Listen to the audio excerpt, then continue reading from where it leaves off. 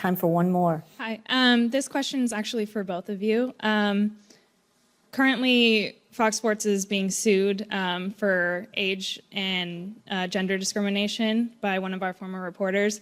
And I know it's kind of an elephant in the room, but it kind of makes me wonder what is going to be the difference in the future for, I mean, we're not only being discriminated against gender-wise, but also with age, and how that makes you guys feel on camera, and what in the future is going to make that difference, because I mean, it's ongoing. Obviously, we're always aging, so what are your thoughts? Just wait. You think you are right now. You just wait. You want to start with that one? Wow.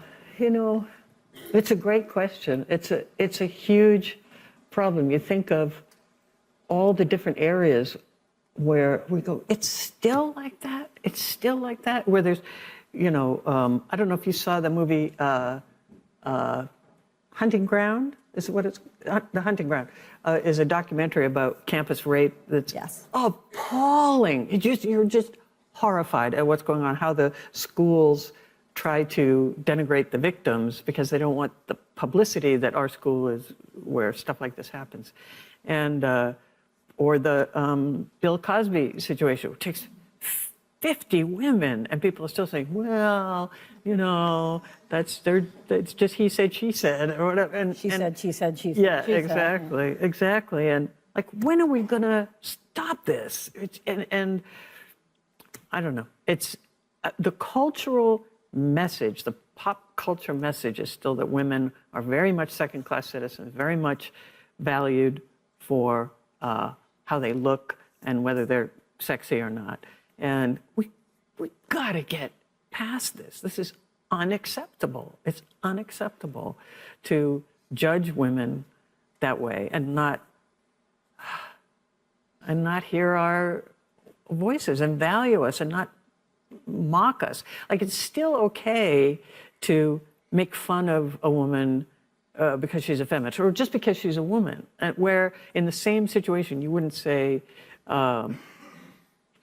you wouldn't use the same sentence and say about a person of color or a Jewish person or something. You get fired and destroyed and everything, but you can still make mocking comments about women. We just gotta stop. And I have to be honest, the first question I asked Geena was a very selfish one, because I would have asked her if you were here, if you weren't, which was how do you define yourself, when her whole prism for years was getting that Oscar, and you kind of work for that. Understanding a woman on camera in our world, there's a shelf life. And I've never fought that, I've understood that. So what I try to do every time I talk with young women who want to be on camera, what else do you do?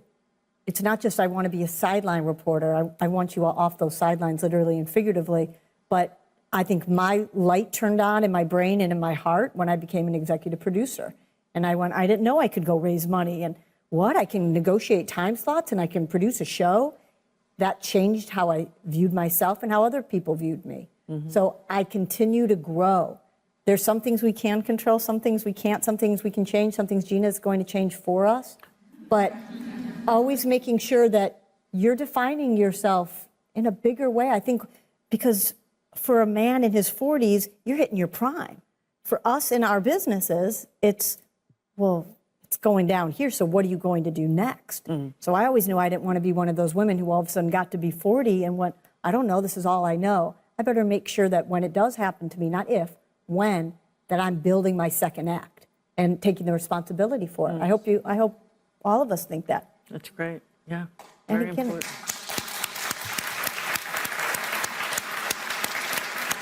I see Lindsay coming up here. She's making her way. Are we? Slowly. Is that it from? Pretty much. I just, please join me in thanking Geena for the generosity of her time, for Laura for spending this